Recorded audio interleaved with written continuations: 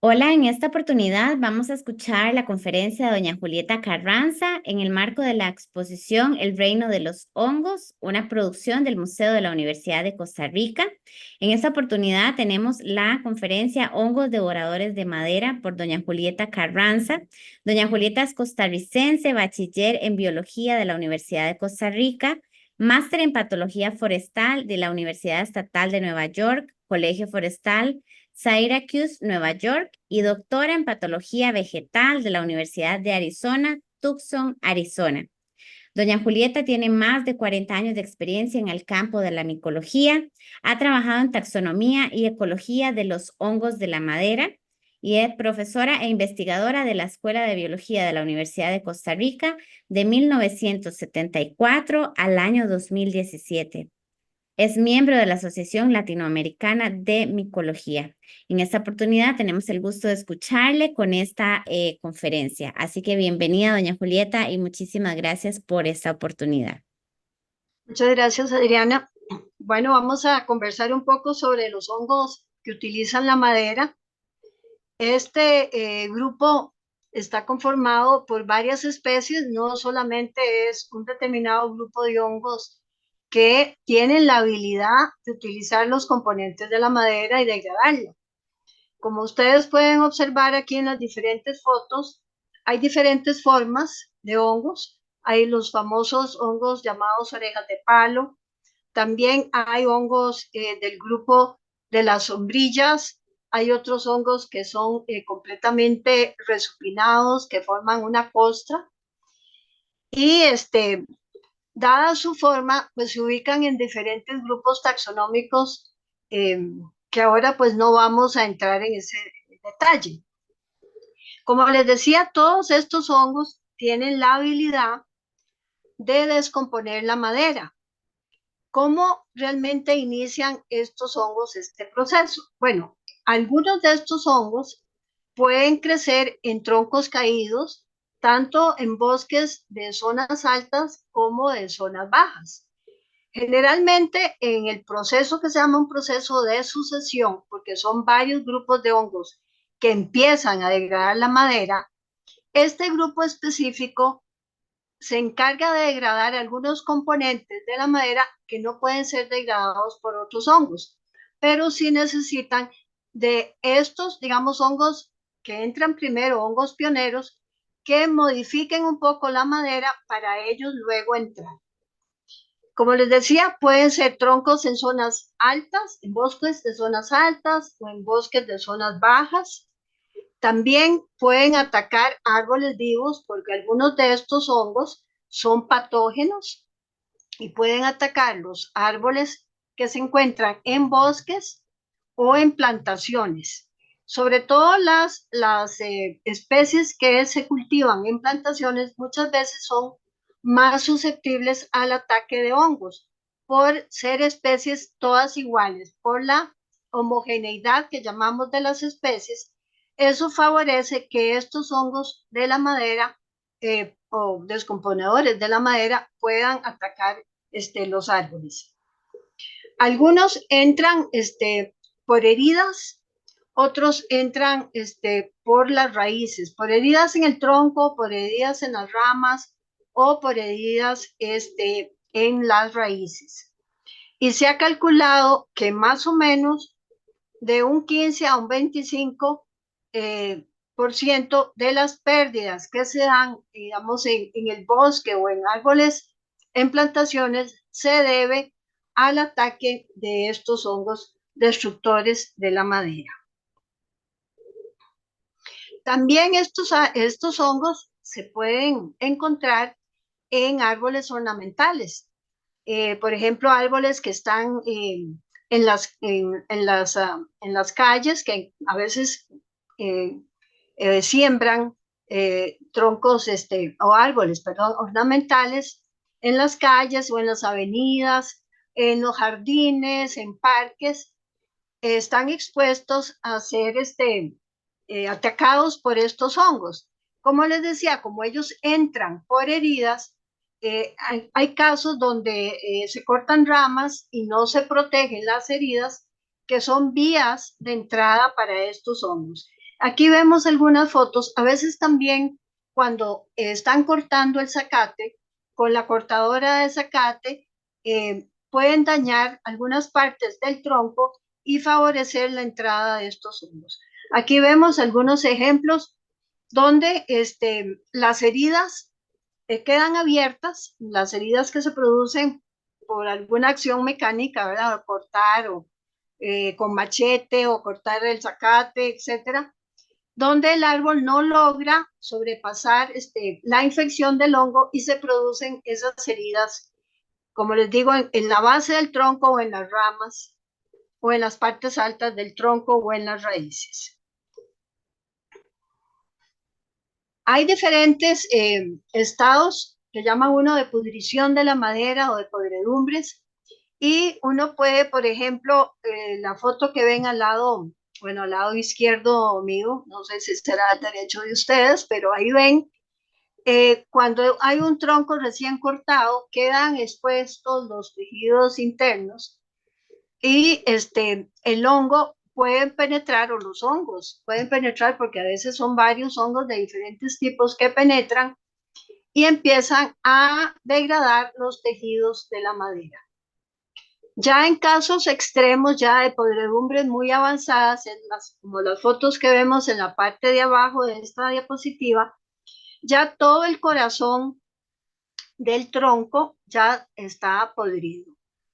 Y eso es lo que uno a veces llama la podredumbre del corazón.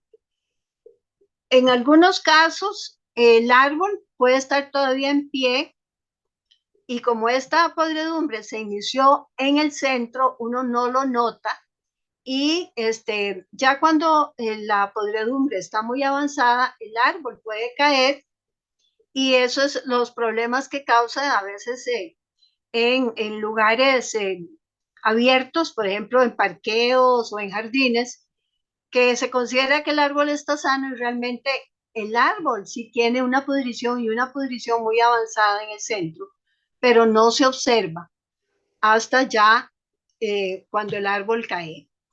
En otros casos, pues puede empezarse a verse algunas señas de que el árbol está enfermo, porque la copa del árbol empieza a secarse, porque, bueno, no llega, digamos, el agua que es absorbida por las raíces y tiene que subir a través de estos tejidos del tronco, no llega a la parte alta, y entonces se empieza a ver cierto tipo de, que llamamos marchitez, en el follaje de la copa.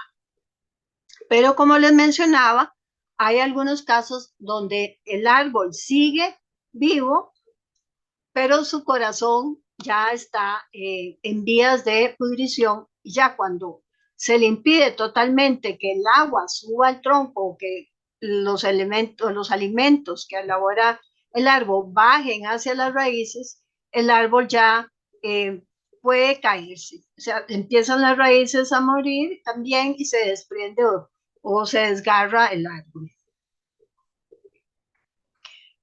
También estos hongos, hay un grupo es especializado en invadir la madera que se utiliza en construcción. O sea, ya no es en el árbol vivo, ya no es en madera en el bosque, sino es en madera que está siendo utilizada en las casas en construcción.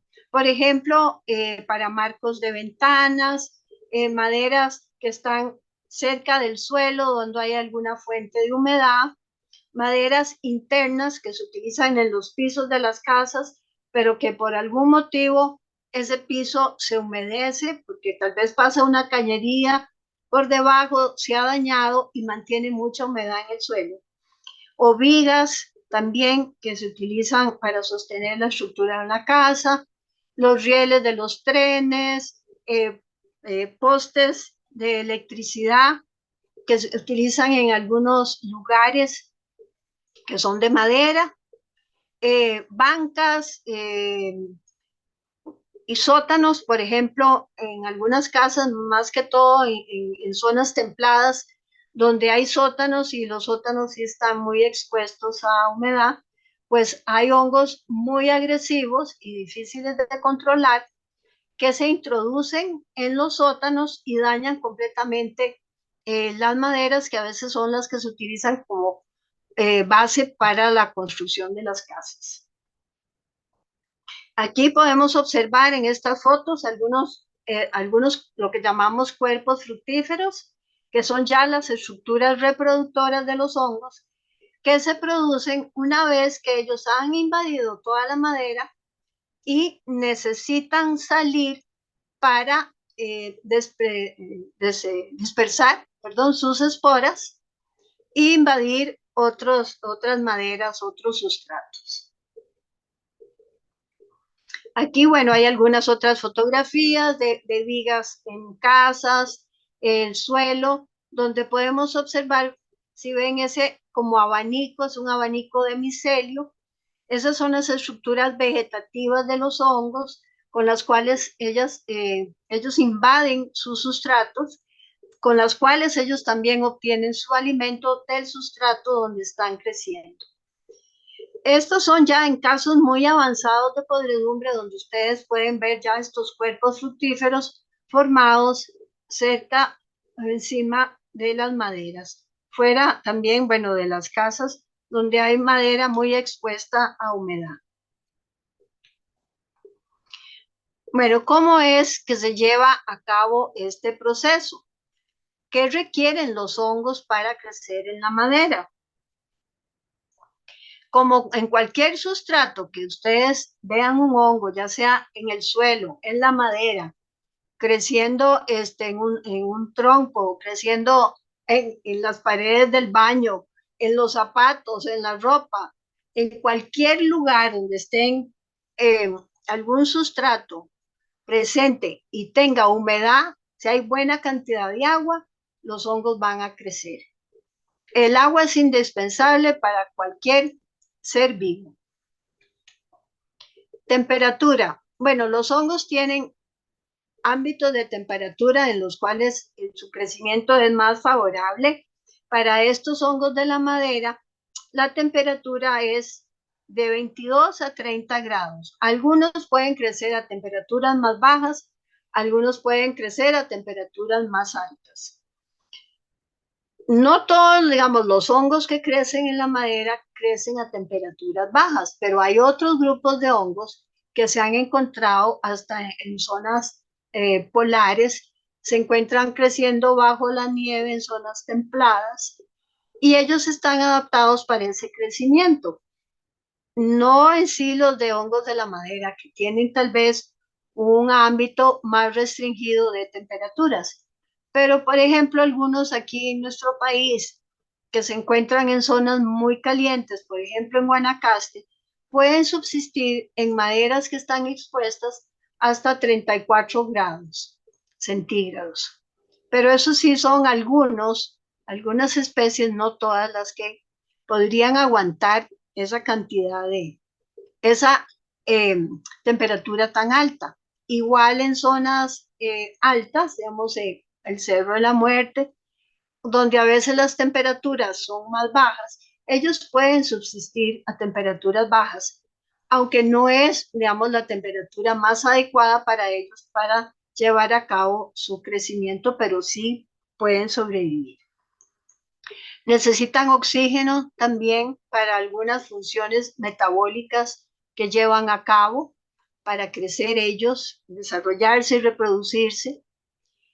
Y por supuesto, bueno, necesitan de un sustrato, que es lo que estamos hablando en este caso, que el sustrato es la madera, o les mencionaba yo, bueno, la ropa, la piel de nosotros, de los animales. Ese es un sustrato adecuado para algunos hongos, no para este grupo que estamos hablando. Para este grupo específico es la madera.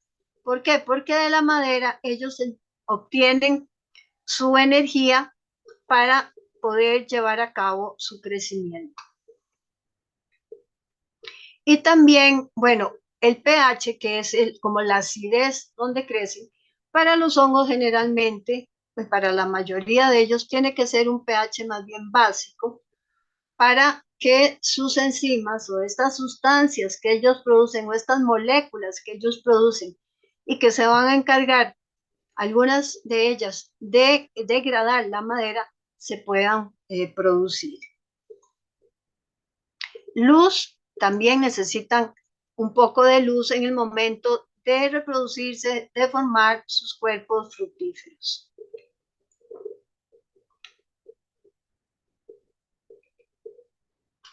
¿Qué involucra este proceso? Bueno, este proceso involucra una serie de cambios en la madera.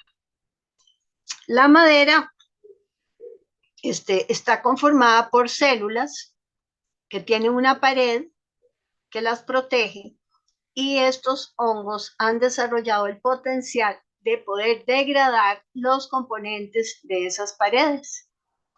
¿Cómo lo degradan? Bueno, ellos producen unos compuestos o unas sustancias o unas moléculas que se conocen como enzimas, y las enzimas se van a ir encargando de degradar poco a poco esos componentes de la pared celular de la madera de los cuales ellos se alimentan. ¿Cuáles son esos componentes? Bueno, son tres principalmente los que ellos utilizan. Es la lignina, que es el componente como más complejo y que no todos los que degradan la madera pueden utilizarlo, y utilizan dos carbohidratos que son la celulosa y la hemicelulosa. Esos son los principales componentes de las paredes celulares en las plantas, y son los que estos hongos tienen la capacidad de degradar para utilizarlos. Aquí, a manera muy sencilla, quería mostrarles pues cómo es el desarrollo del hongo en la madera. Si empezamos desde abajo, donde vemos los cuerpos fructíferos, que son las estructuras reproductoras de los hongos, estos cuerpos fructíferos, si están creciendo en ese tronco que ya lleva, digamos, varios meses o varios años de estar en el proceso de descomposición y ya no tiene suficientes nutrientes o suficiente alimento para el hongo va a reproducirse y produce unas estructuras microscópicas muy pequeñas que uno no va a ver a simple vista, que se llaman esporas.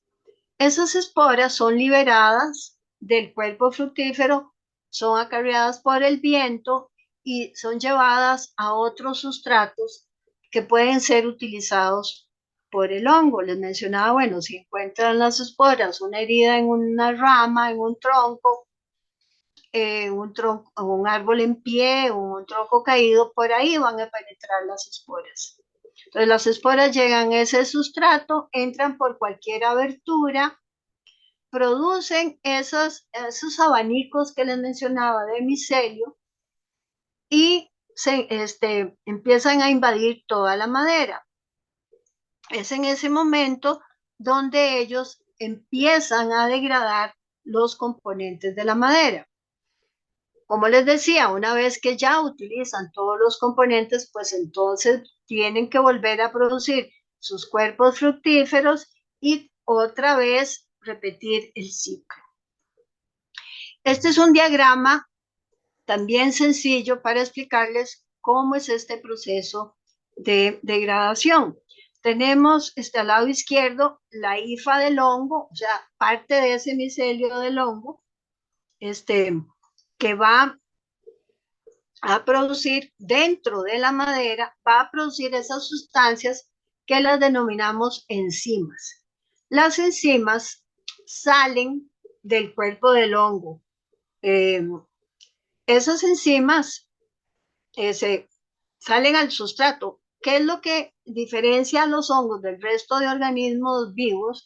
Es que su digestión es extracelular, o sea, tiene que salir las enzimas de su cuerpo para degradar la materia orgánica fuera de su cuerpo. Y una vez que degradan estos compuestos muy grandes a moléculas más pequeñas, esas moléculas más pequeñas van a entrar al cuerpo del hongo o a la hifa.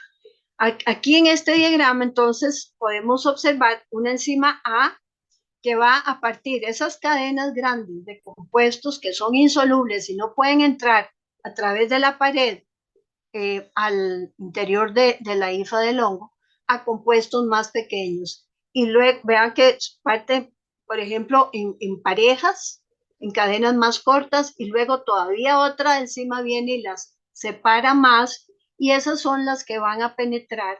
Esos compuestos ya solubles son los que van a entrar a la IFA y en la IFA los va a utilizar para una serie de funciones importantes para su crecimiento. Ahora, dependiendo del tipo de sustancia, de compuesto que utilizan estos hongos, uno ha llamado los tipos de podredumbre de diferente forma. Por ejemplo, uno habla de podredumbre café. Podredumbre café es por el color que adquiere la madera cuando los hongos utilizan solo los carbohidratos celulosa y hemicelulosa. Lo que se va a depositar en la madera es la lignina, que es de un color café. Entonces la apariencia de la madera es de un color café. Si más bien los hongos utilizan, además de celulosa y hemicelulosa, la lignina, estos compuestos de celulosa, que son blanquecinos a la vista, van a dar una apariencia blanca a la madera porque se van acumulando como en bolsas. Y hay diferentes tipos de cómo se acumule la celulosa y reciben diferentes nombres. Esto es una clasificación muy general. Y luego hay otros que solo utilizan la celulosa. O sea, no pueden degradar lignina, no pueden degradar hemicelulosa. Y aquí vemos un ejemplo en estas fotografías de la podredumbre café, que es la que está al lado derecho, y la podredumbre blanca, que está al lado izquierdo, y esa es una podredumbre blanca en bolsas. Vean que hay como unas bolsitas blancas, quiere decir que el hongo viene degradando la celulosa, pero se va acumulando ya en forma degradada como en bolsitas. En el otro caso, lo que han degradado es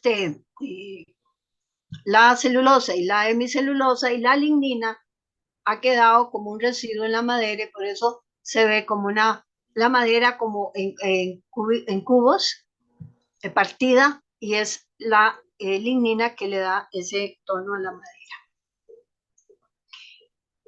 Generalmente la madera que está más expuesta, digamos, que usa uno en los patios, como el porche, en los jardines, las sillas, les mencionaba los postes de electricidad, escaleras. Esas son las maderas que presentan los riesgos más altos de sufrir podredumbre.